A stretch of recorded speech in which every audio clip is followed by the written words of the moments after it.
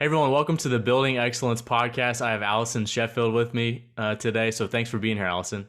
Hey, thanks for having me. Yeah, if you wouldn't mind, give us some context, a little bit of background behind yourself, and just kind of growing up and what that was like for you. Yeah, so I basically grew up in Tulsa. We moved here when I was 7. My parents were going through a divorce, and my mom's family was from here. So we moved back to be closer to them. She was a single mom. My dad was great. He was present, but lived in Texas, so we would see him mostly, school breaks and summers, things like that. I went to Union and graduated from there. And then ended up starting out college at TCC first 2 years, and then went to OU. But yeah, I grew up in Tulsa, loved Tulsa. We moved a lot growing up, which I think was a precursor to what I do in life now. Yeah, But who would have known that at the time? But we moved about 16 different times, mostly apartments and rentals, and just trying to figure that out, trying to figure out, what's the best value for the money, and trying to kind of chase cheaper rent all the time, you know? yeah, yeah. Well, do you feel like did you grow up in Texas at the start before you moved to Tulsa? Then, Yes. So I was born in Fort Worth, Texas. And then we lived there until we moved to Tulsa when I was 7. We lived in a little suburb of Fort Worth called Watauga. Not okay, many people know that, but that's near Keller. And at okay, the time, it was, super rural and really, really pretty out there. yeah. Fort Worth's exploding in the real estate market. So you said you moved to Tulsa and you moved around a lot. Do you feel like those experiences moving around a lot kind of shaped you, and if so, how did they shape you? Yeah, for sure. I mean, I think and on one hand, it made me really long for a more permanent home and somewhere that we could stay. I mean, like by the time that I got to college and got out of college and was engaged to my husband JJ, we bought our first house, and I told him from the start, like my goal was to live there at least 7 years because that was the longest I had ever lived anywhere. And that was that first house that my parents had built in Watauga. They brought me home to it, and we lived there until they divorced when I was 7. So that to me was always the goal. Like, can I get to a point in life where I can live in one place for at least 7 years? And so, but I think it also kind of created a perspective around home that, like a lot of people say, it's kind of cheesy, but it's true. Like, home is where you make it, it's where your family is. And so, kind of holding that tension between tying so much of our perception of home to the building or the facility we live in and what kind of quality it is, compared to it really just being about what the Lord has provided and where your family is. So, yeah, I think we really longed to have a more permanent place, but it also kind of created a different perspective on what home is. Yeah, that's a great perspective. Now, when you're moving around a little bit, were you going to different schools at the time? Were you staying at a particular school? I was pretty fortunate that we stayed in one elementary school, in Watauga until we moved to Tulsa. And then we were able to stay at the same elementary school, went to Bovers Elementary in Union from third to fifth grade. And then we made a move. We moved twice while I was there, but we're able to stay in the same elementary district. And so I'm thankful that my mom was able to do that. And then we moved several times while I was in middle school, but at Union, you were at the sixth and seventh grade center and then the eighth grade center, and all the students were together. So even though I moved, I was able to maintain some friendships, and I think that was really helpful. And then once we were in high school, there's one Union high school, so you can live anywhere in the district. And so I was able to stay in the same district, and I think that kind of helped balance out all the moving in a way that at least that was really consistent. Yeah, absolutely. So, were there things that you did growing up in terms of like extracurricular activities that you were involved in that shaped you as well? Uh, Extracurricular activities. I didn't do ever any sports. I really Sure. wish I would have. I didn't. We did a couple like camps and things like that, but I was on safety patrol There you in go. elementary school, and I think that is. really tied to my personality and rule following, and then wanting to tell everybody else how to follow the rules. Okay. No running in the halls. And I really like the term safety patrol because to me, it emphasizes the positive aspect of it. And my Hmm. husband jokes, calling me the hall monitor. That's awesome. That's a Do you little bit different. do you get to So I don't like. relive those days at home now with the kids? Oh yeah, Yeah. yeah, for sure. No running, walking feet, please. Yeah. Yeah. All that stuff. Yeah, for sure. Yeah. Awesome. Well, when you got to high school, did you have a sense of what you wanted to do, getting out of high school and moving into college, or what was that like? I think for me, so my mom was a hairstylist growing up. So she kind of ran her own salons. And while I was younger, she did like regular hair. And then in elementary school, kind of found a niche in owning salons and nursing homes.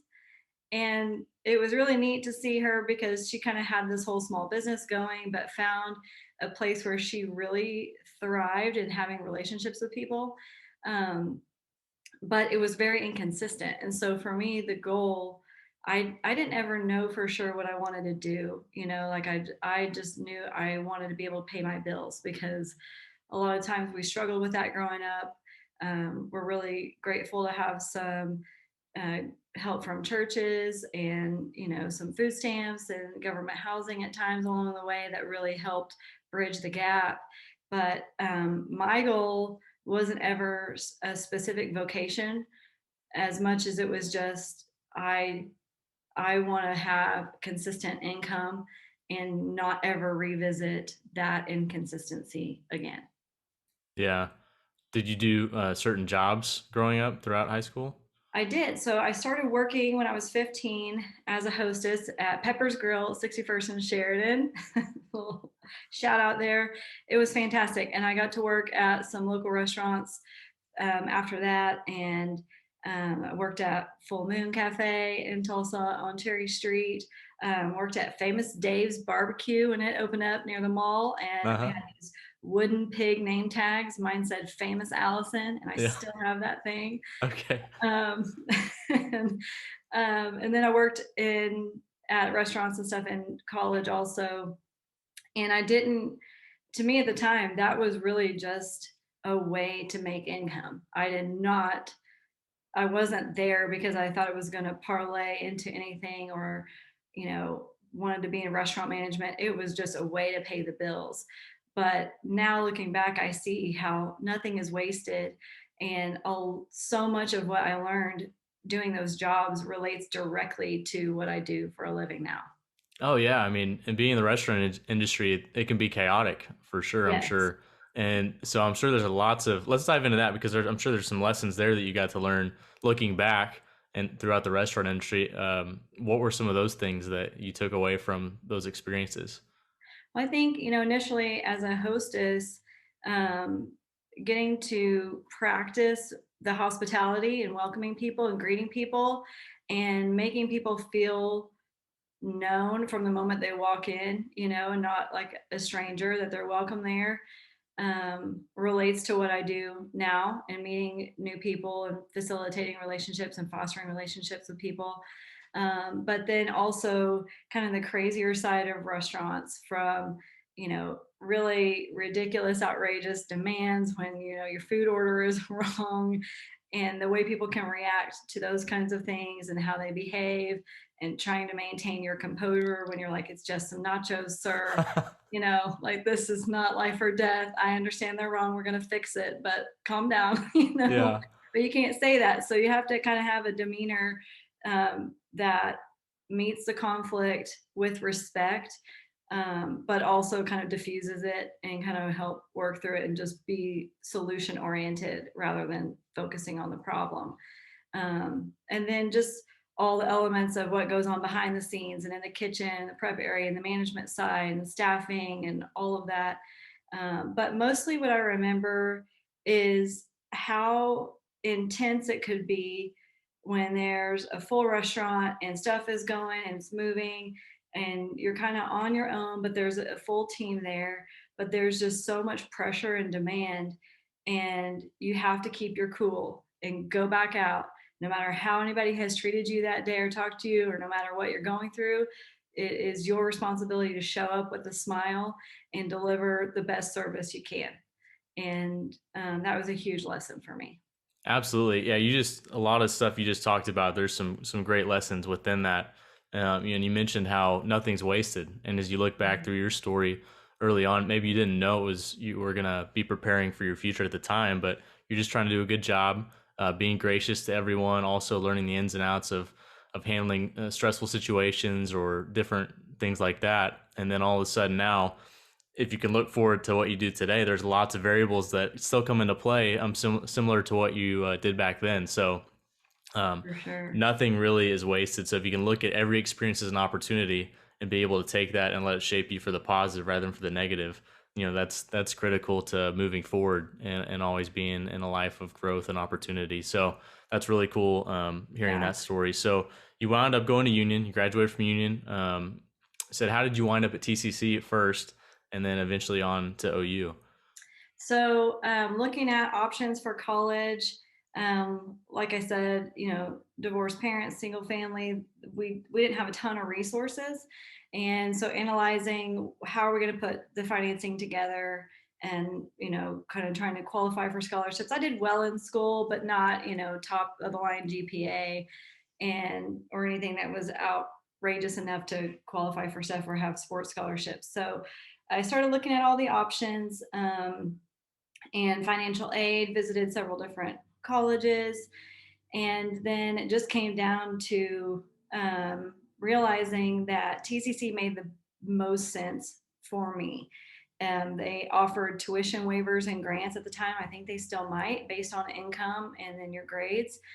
And so I thought, well, if I'm going to have prerequisites at first anyway, I can stay in town, get an apartment, keep working, work through this, and it just be the most financially make the most sense, because it was pretty much paid for those first 2 years with the tuition gravers, waivers, and Yeah. grants that I applied for.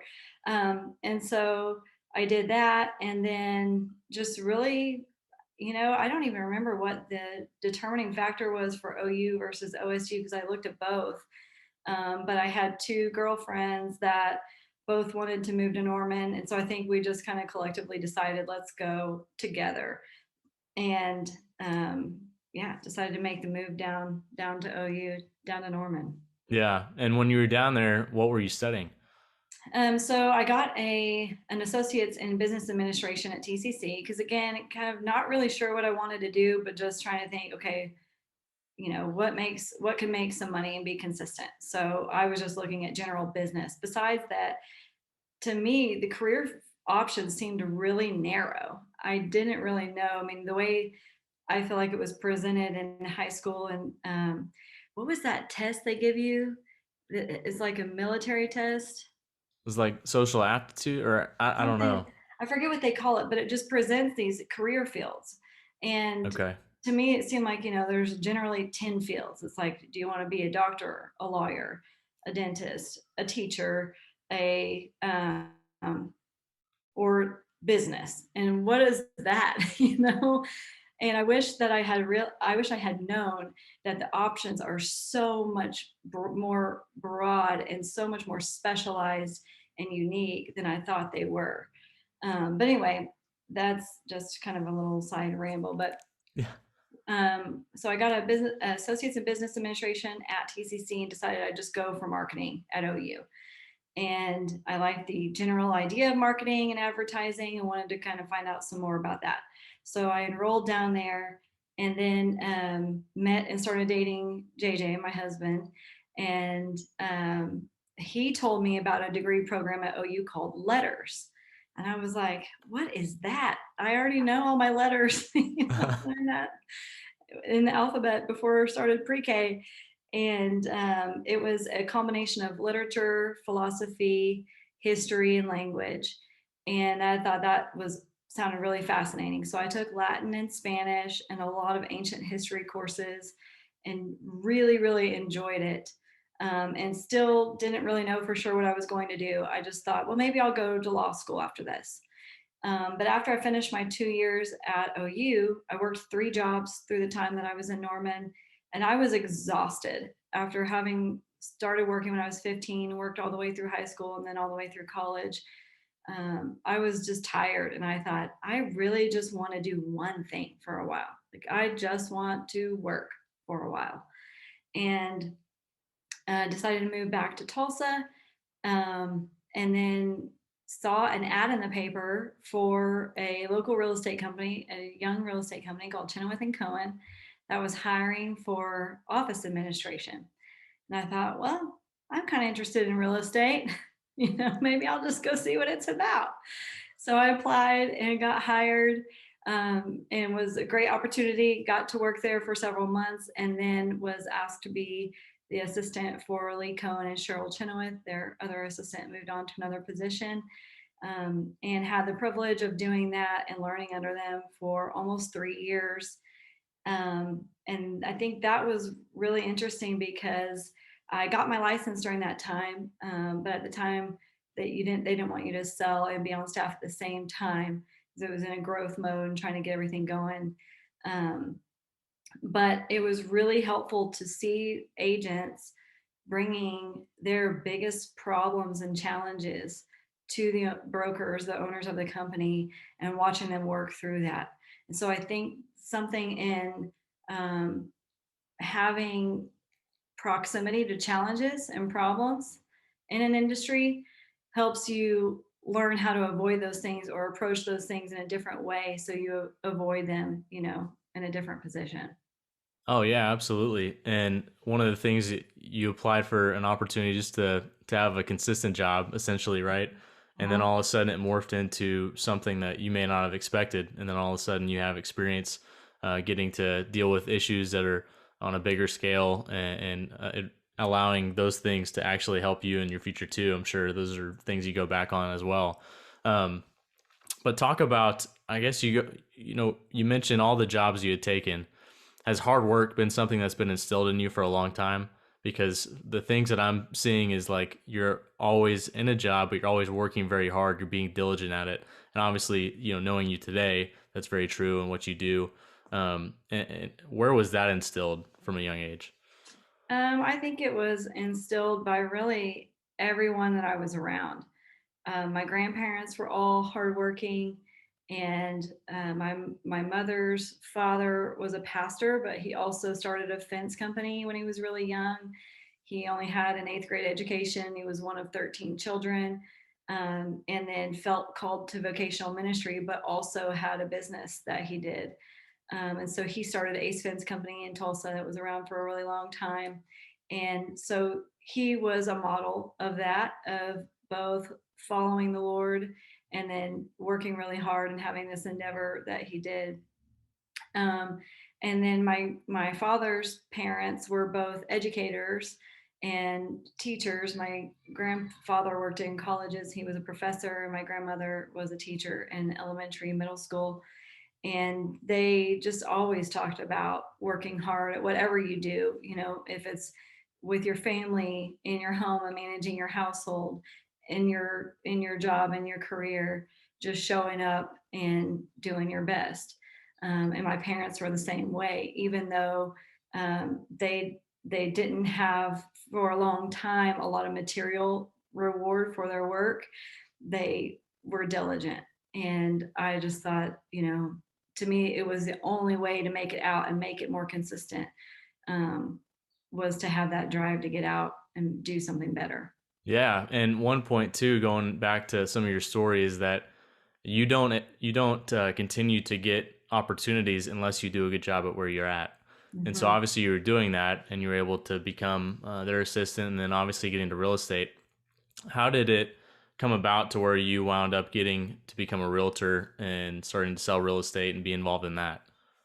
Um, so I was about 3 years in working for them at the time. Like I said, had a real estate license, but had never used it to help anybody buy or sell a house.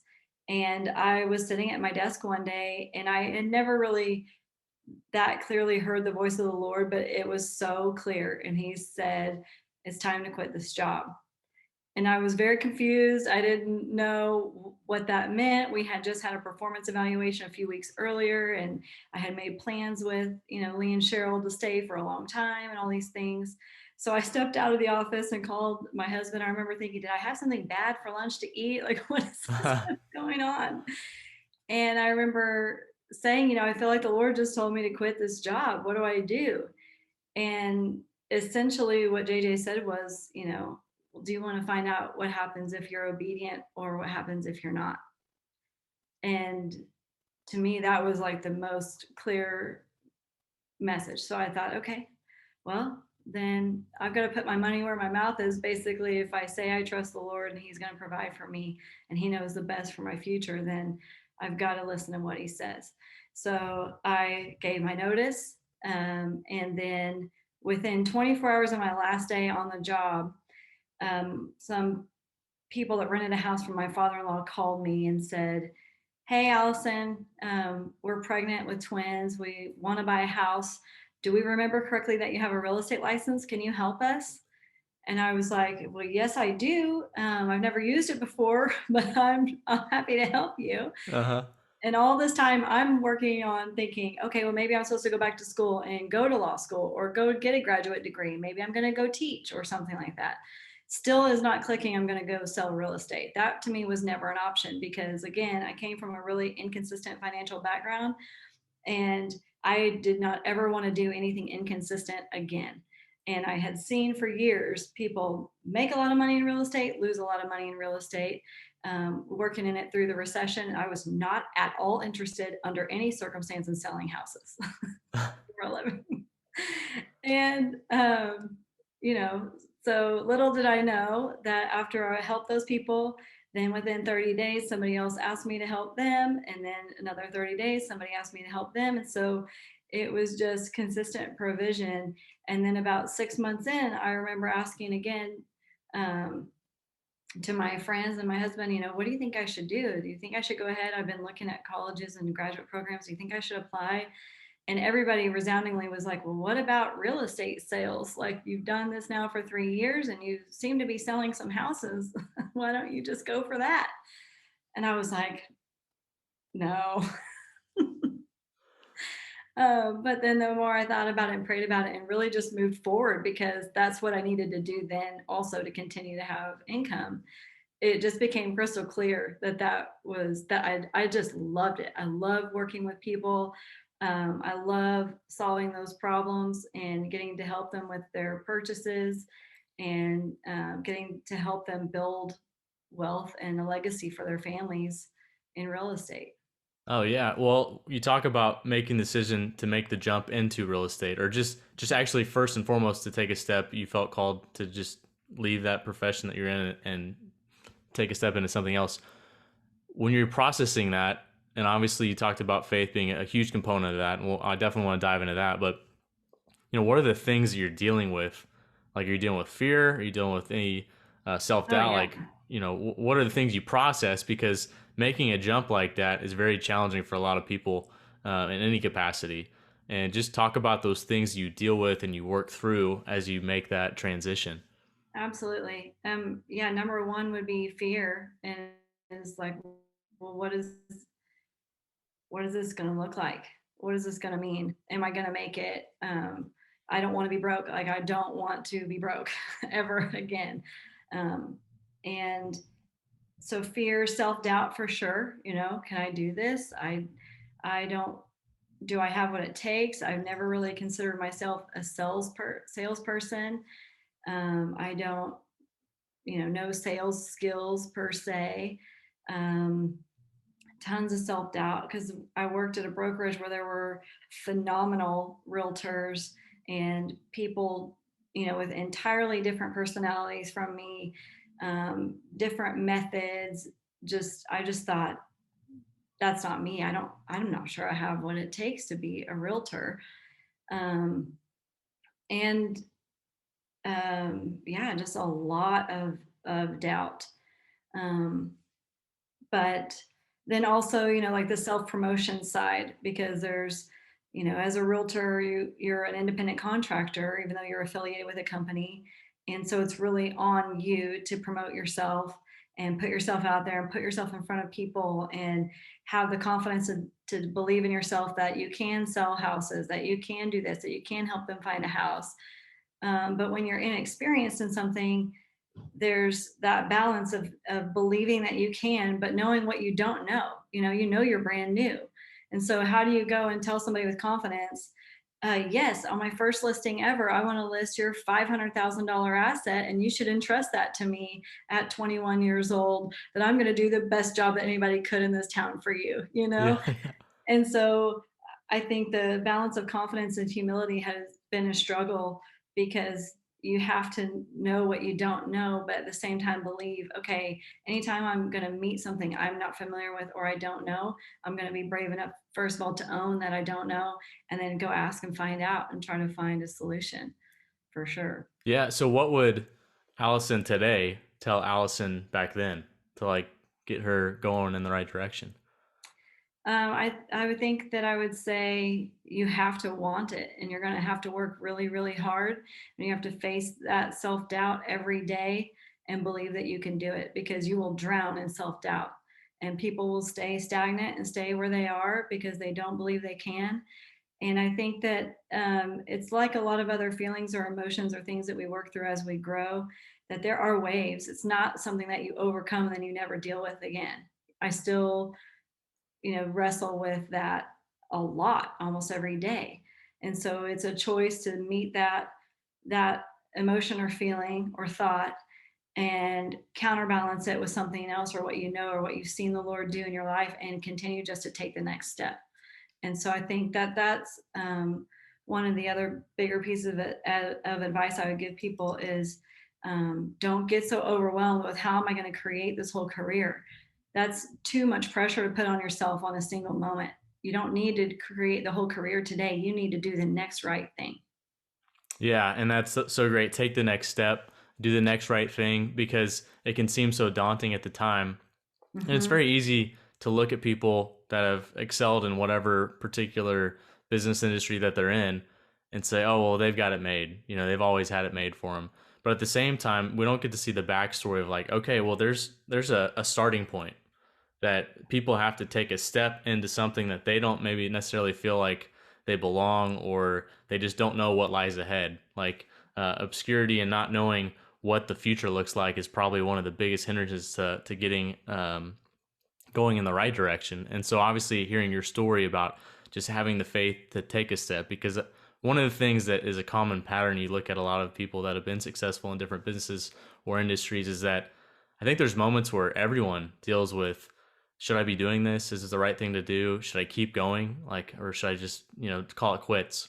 Right. But what you see is that the people who are able to continue to just keep taking one step forward, then all of a sudden, I don't know if you read Atomic Habits, it's just like that compounding interest. All of a sudden, eventually down the road, at some point, it's going to start going in the direction you want it to go, because you consistently do the right thing, and work very hard at what you do. And obviously, that's true for you. Talk a little bit about faith. Faith has played a huge component in making decisions for you. It's in your life.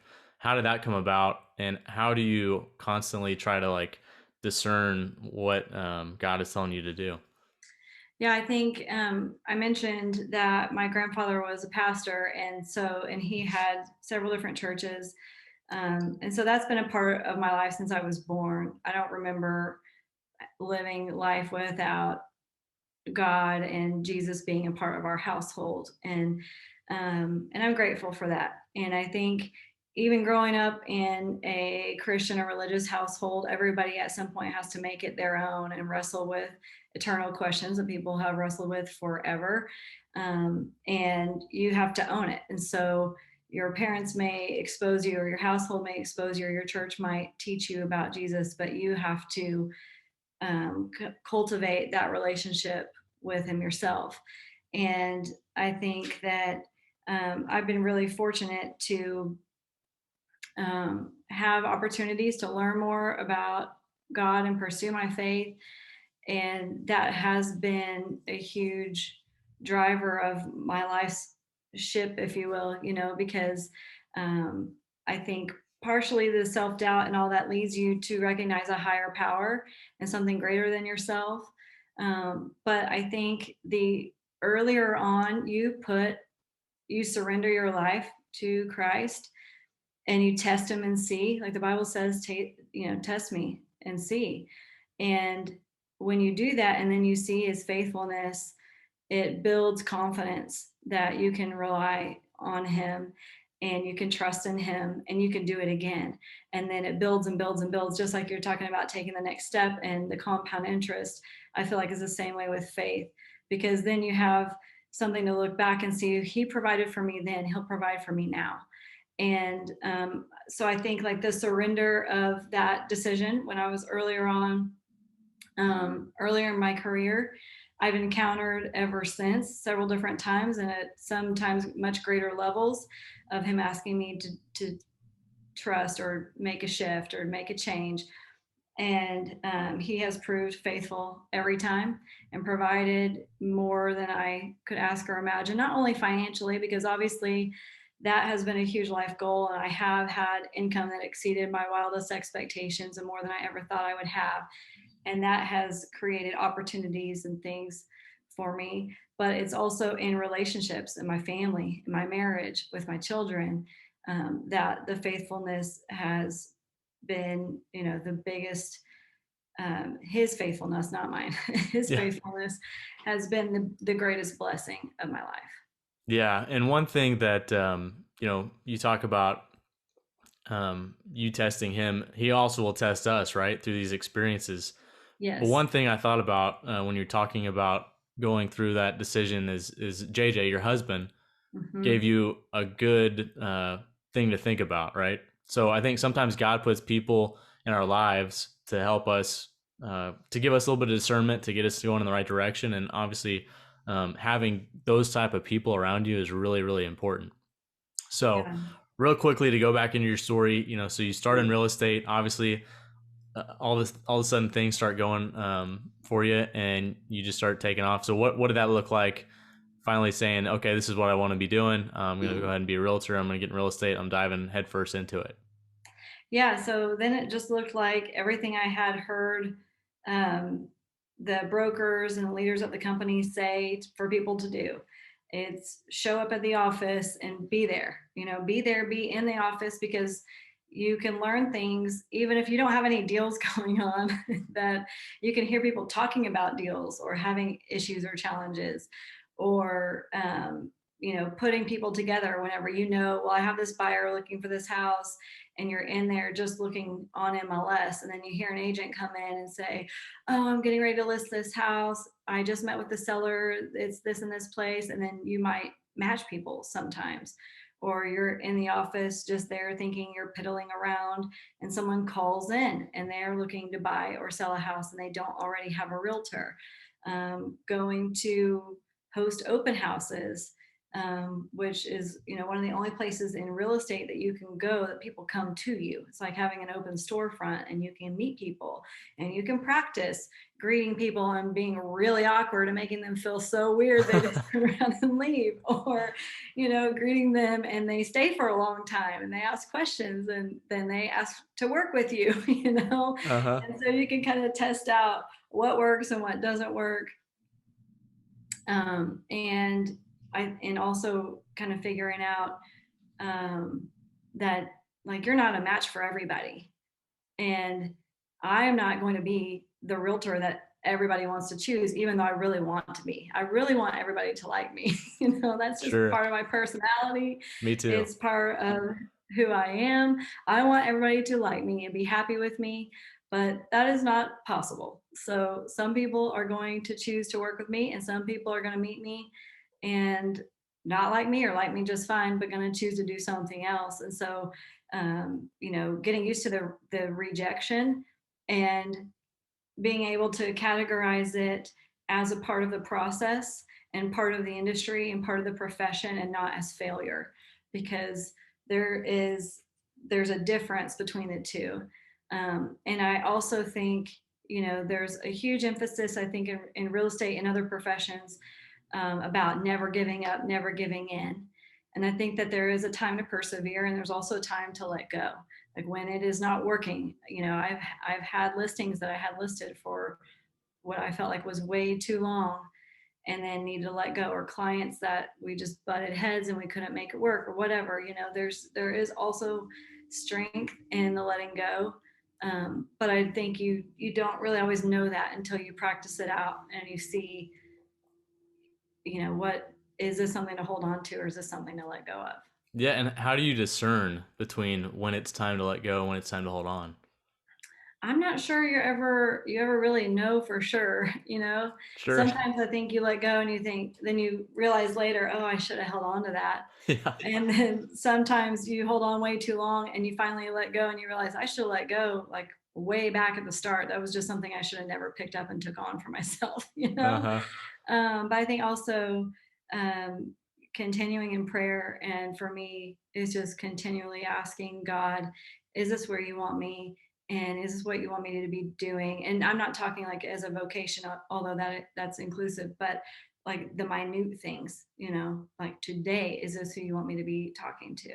Today, is this what you want me to be pursuing? In the moment driving there, is this, help me show up, tell me what to do. So Yeah. And you talked about failure, wanting to be liked by a lot of people. How did you go about kind of finally becoming okay with, okay, you know what? Not everyone is going to like me, even though I like everyone to like me. When did you start learning that it's okay to just, that's not the right person for me, and vice versa? I think, I saw that in the beginning. I don't know that I'm still okay with people not liking me. I'm working on Yeah. that. Um, but I think um, the practice helps, as much as it hurts for people to not like you, practicing that, enduring that, going through it, and then reflecting on it, learning from it, moving forward, you realize, I'm okay. I'm still moving on. I still have a career, and also having a mindset that there's enough for me here. When I first started in real estate, I can kind of get really statistics driven and things like that.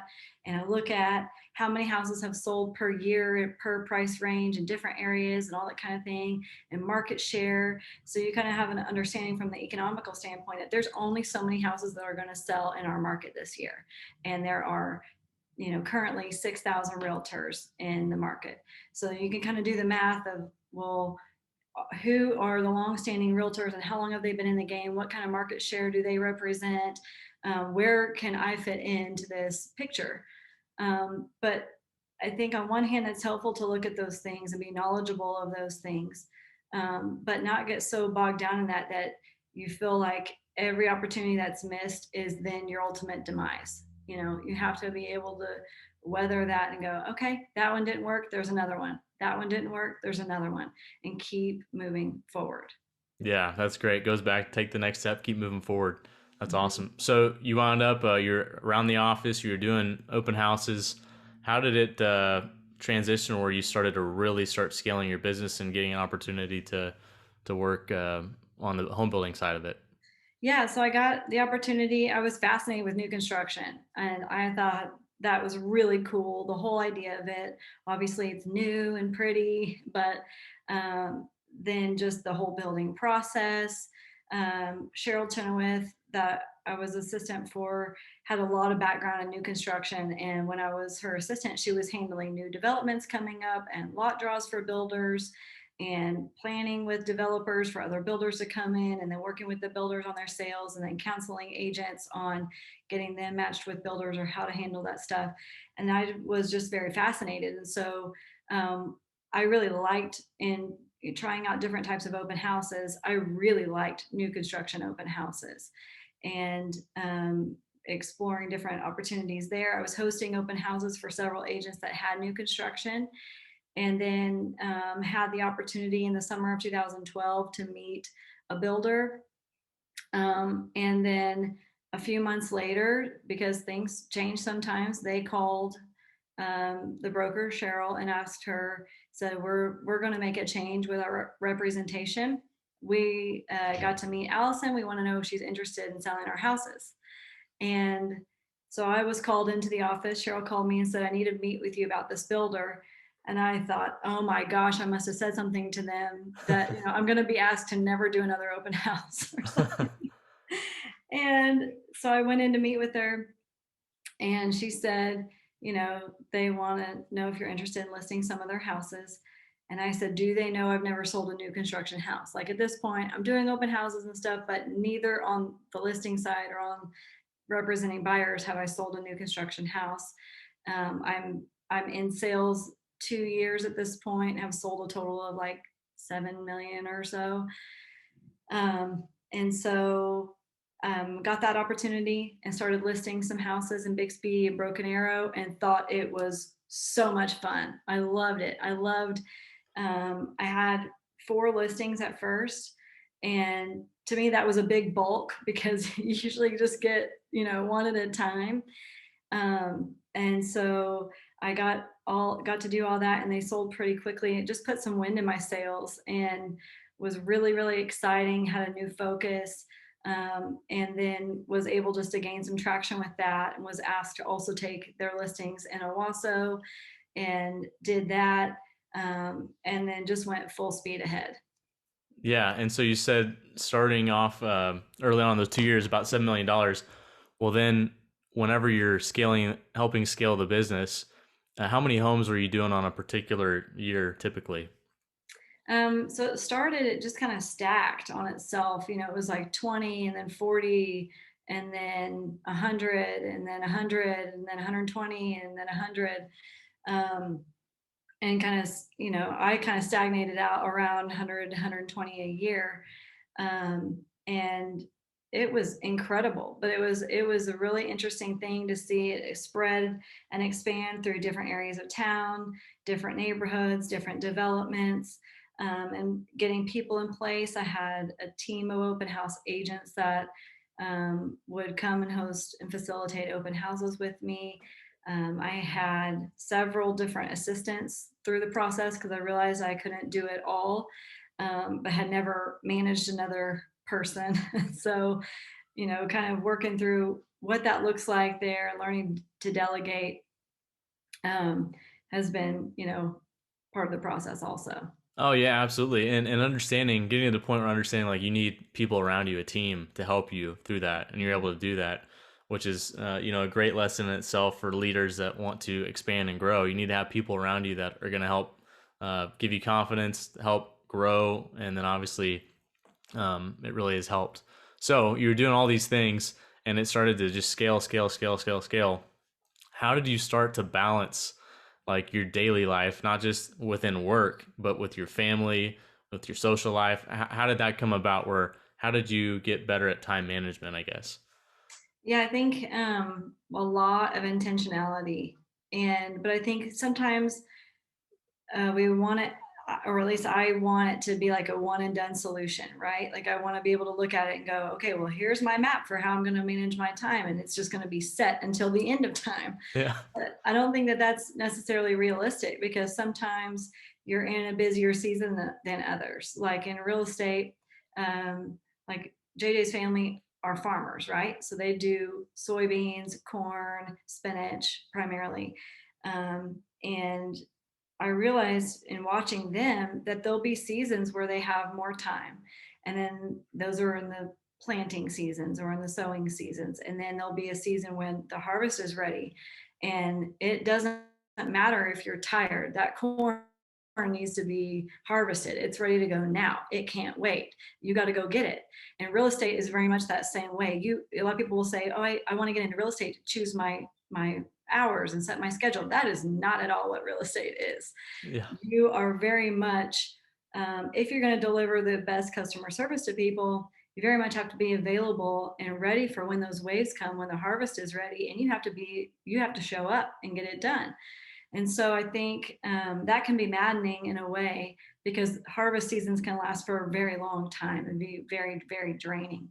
And so you have to either get extra help or carve out the time and create healthy boundaries for yourself. And working in realizing, like, what does rest mean for you? Because sometimes um, there's like active rest and then just rest. And so I think, in some of my busiest seasons, I try to make an effort to have certain times that were family times, like Sunday mornings. I haven't worked for years because we go to church on Sunday mornings, and that's important for me.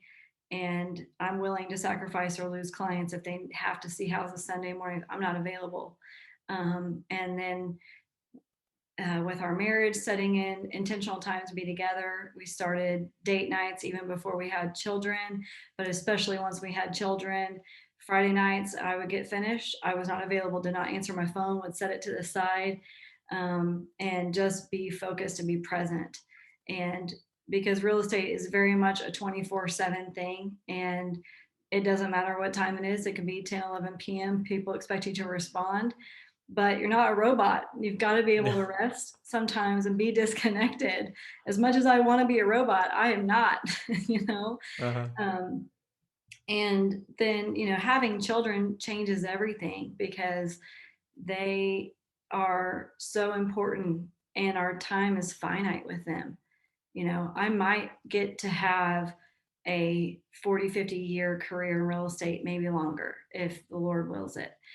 And I only have my children at home, most likely for 18 years. My son just turned 6 last week, the week before, last month. And it just hit me last night after I put him to bed that that's a third of the way through his life here at home. 6 if we go to 18. So that's already done. And I worked a lot the first couple of years of their life and was barely around them, barely saw them. And then at some point, it just became apparent that that was not going to be sustainable. That's not the life I wanted to have while they were growing up, and not the life I wanted them to have. So for us, just deciding, and with a lot of prayer and counsel, and realizing sometimes you have to create the balance because your business might be so blessed or in a season that it's looking like another thing, and you might be being called to a different position or a different level of balance. And so that might mean, kind of like we talked about, not giving up but letting go of certain things in order to create the balance that you need to sustain a healthy rhythm in your life. Yeah, absolutely. And one of the things is you touched on, what great insight just to be able to discern, like, okay, the direction I'm going, even though it's great, it may not be what I want for the future. Especially having kids and wanting to be a great mother and great husband to your family, which you touched on 100% right there. Talk about when you had to make a decision because you were dealing with tons of houses all the time. You said there was intense pressure to get things done. What was the feeling with inside you that made you say, okay, you know what, I think this is time to maybe take a step out and go in a different direction? I think, for me, it is at this point, I've reached this echelon I never thought I would make. I was the top salesperson at Chinowth Cohen for 7 years in a row.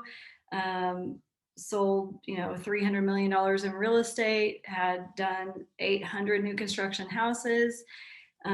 It was thriving, and everything from the exterior looked perfect. Like, wow, this is amazing. What could you ever want? And it was. And I loved it. I loved every minute of all the people and all the experience, and all of it. I loved who I was working with. I loved all of it. But at the same time, there's just this, I don't know, just kind of this, I just knew it was off. Something was off. And I couldn't reconcile that. And it took me a year working through and thinking, okay, well, maybe I'm a little bit burned out, or maybe this and that. We had weathered a year where there was some sickness in our family, and my daughter was born, and then my father passed away. And then I thought, well, maybe it's grief compounding, or there's all these different things going on. And um, ultimately, it was just a matter of, again, asking and praying and seeking for the Lord's guidance on what I'm supposed to be doing. And he asked me, just like he asked in 2010, sitting at my desk and working on staff for Chinowth and Cohen. He asked me, "Are you willing to surrender this to me and trust that even if it changes, that I'm still going to provide.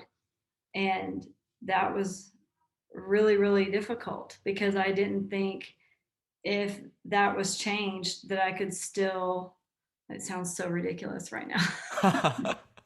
I just didn't know, you just don't know. It's the doubt. It's the doubt Yeah. when you don't see the future. And so, but I just had to trust, like I was miserable inside and it was inexplicable in a way. I could not, it didn't make any sense why I was so miserable because I had it all. I had this beautiful family, I had this beautiful house, I had this insanely amazing career, and I was miserable. And I think that that was just kind of the discord that the Lord needed also to force me to change. Yeah, absolutely. And I really wanted to touch into this because you've told me this story before, and it's absolutely one of the best stories. Because from the outside looking in, people could look at you, top agent for I don't know, however many years you just described, selling hundreds of millions of dollars worth of real estate, hundreds of homes every year.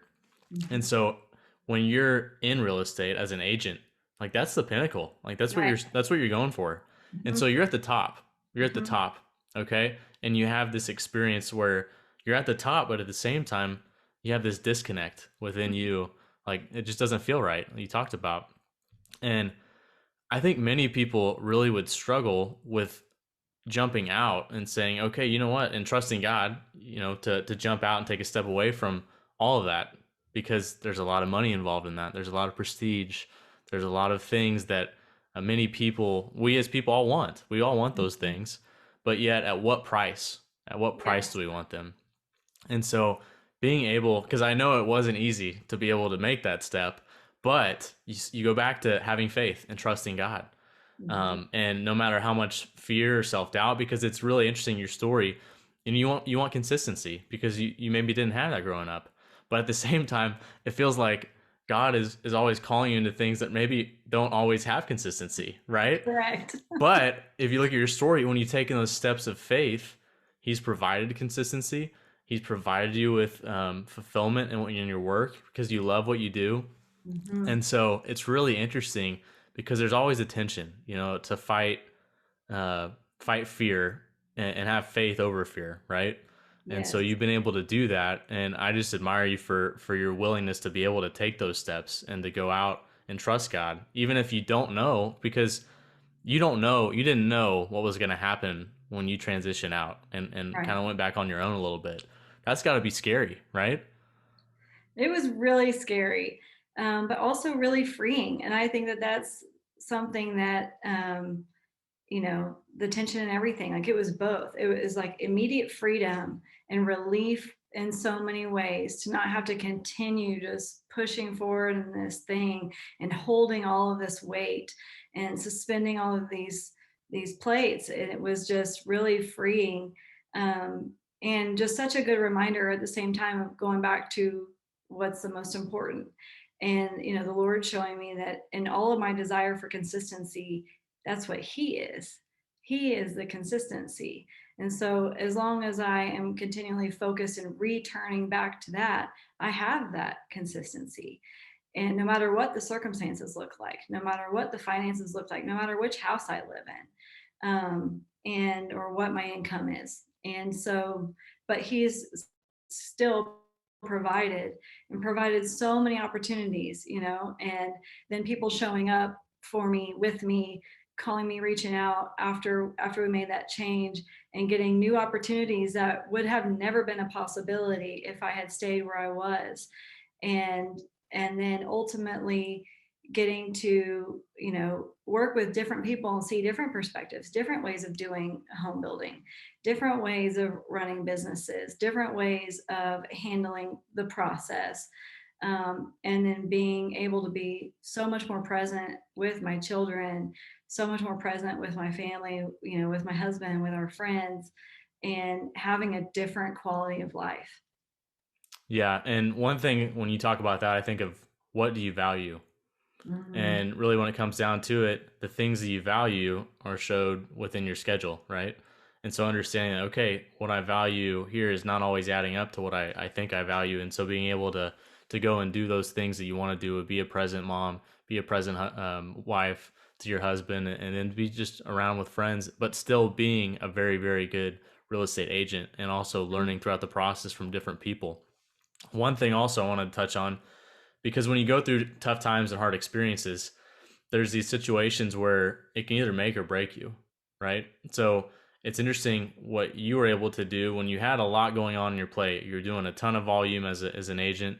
You had a lot of things going on at home in different areas of your life, but it didn't necessarily make you move backward. You had a foundation there. Like it seemed like that faith was your foundation that kept you solid, all right, instead of some from breaking. And so I think that's a valuable lesson, like continually trying to grow your faith. What are some ways that you try to grow within your faith, and how do you go about doing that on a daily basis?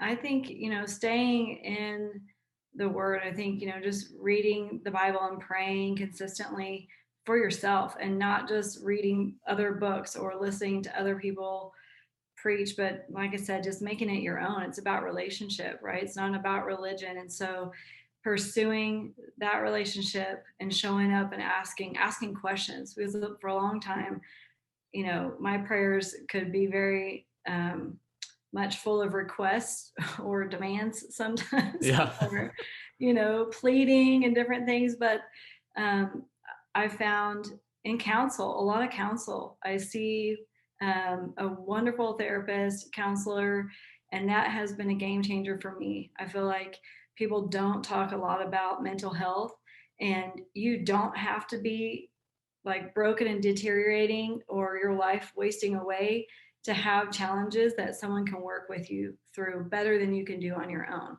better than your friends, better than your family. And I don't mean like, in every aspect, Sure. but there's something about meeting with someone who doesn't have direct bearing on your daily life, on your home life, or, on different things that you can talk with things about, process things through, um, and help you move in different directions, think in different directions than you would have without that. And so I think you talk about the breaking, and I think that we do break in even minuscule ways. And I think that that's an important part of growth. It's just like, you have to break a little bit to grow. It's like working out, how it breaks down your muscles or your fibers, and you have to break them down in order to make them stronger. And so I think we do have to be open to breaking down in smaller ways or little elements of failure, or not doing what we thought we were going to be able to do, or not following through the way we promised we would follow through. And then again, still showing up, moving through it, and moving forward. Yeah. So as you transition out, talk about today and what you're doing today, and how everything has kind of worked out so far. So today, life and business are awesome. And I think I just see it so full of potential and growth. And I'm just so grateful where I'm at right now. I get to work with you guys, Yeah. and that has been a phenomenal For experience. better, for worse. So, For way better. okay. And it's just so cool that, like, your dad built the house my husband grew up in, and just all the ways I feel like this is like the biggest small town ever. We're all kind of connected, but Absolutely. just so much opportunity and getting to utilize experiences that I've had, in new ways and with different people, um, and getting to help people buy and sell and build their houses with really whoever fits best for them, and just being able to just have so much opportunity and spend time with people and take care of them. And it's just kind of, for a while there, I really felt like that shift was a step back and kind of limiting. And now I don't see it that way at all. I haven't for a long time. It's really been a sidestep and then opening up a whole new world of opportunity. And so I think it's also changing the definition of success for me, where I used to kind of think very narrowly about success being really tied to my vocation and the amount of income I was making. And that's a really narrow view of success. There are so many other ways to be successful. Yeah, absolutely. And one thing I was just thinking about, so growing up, did you have a kind of a scarcity mindset, or did you Oh, have for an sure. abundance? Yeah. And so talk about just having that mindset, and has it changed over time for you? Yeah, I think, definitely grew up with a scarcity mindset because there wasn't enough. There wasn't enough money, or I would come home from a day at high school and there'd be PSO notice on the front door, electricity's been shut off or different things. And so I just felt like it was really difficult to make it at all. And then as I've grown up, I realized there's so much more. I still kind of battle with that at times because I think if you grow up a certain way or think in a certain way, it's ingrained in you in a lot of different aspects. But you just have to be aware enough to recognize, okay, is that true, or is that me defaulting back until to what I originally learned? And now I know there's so much more, I recently read something that somebody was discussing about how they were mentoring someone else in their business and they were in the same business. And this guy was mentoring someone who was just starting out, and he told him like his whole roadmap for how he had done what he had done in his business. And the guy was just blown away. And he was like, "Why are you sharing all this with me? You're giving me basically the keys to your kingdom." And the mentor said, if you or I believe that the Lord's provision is only enough to provide for me, then we totally misunderstand him. There is enough provision for each of us, for each of our lives. And so I think that there's more than enough for me to succeed as a realtor, as a mother, as a wife. I have everything I need. And the same for others. And I want to help them see that too. Yeah, what a powerful perspective for sure. I definitely want to honor your time, so I want to start winding it down a little bit. But do you have any favorite like books or podcasts you listen to? Anything that you listen to that really helps you grow as a person, aside from the Bible, like you mentioned already before? Yeah, for sure. Yes, I listened to a podcast by Morgan Harper Nichols. She's kind of a poet and a writer, and just has a really beautiful, calming perspective on life. And I love listening to her. I love Craig Groeschel's leadership podcast. I've been listening to that for years since he started it. Tons of others. I love a writer named Ann Voskamp. She's written books like A Thousand Gifts and The Broken Way, and several different others I've read. And I really appreciate her perspective. And then, kind of like you said, I like to read biographies and things like that. But my reading time is a lot more limited right now Sure. than I'd like it to be. Although, like you said, you kind of create time for what's important. So Sure, but I there's get a to there's a create. finite amount of time in the day, so that's Yeah. understandable. So at least you're a present mom, so that's a good thing, and a present husband, wife. Yeah. Oh, talk about, do you have any advice for just being a good mother? Hmm. Um, we have read a book called Parenting with Love and Logic that has been really instrumental for us, and I think just just kind of trying to be on their level and speaking positively to them.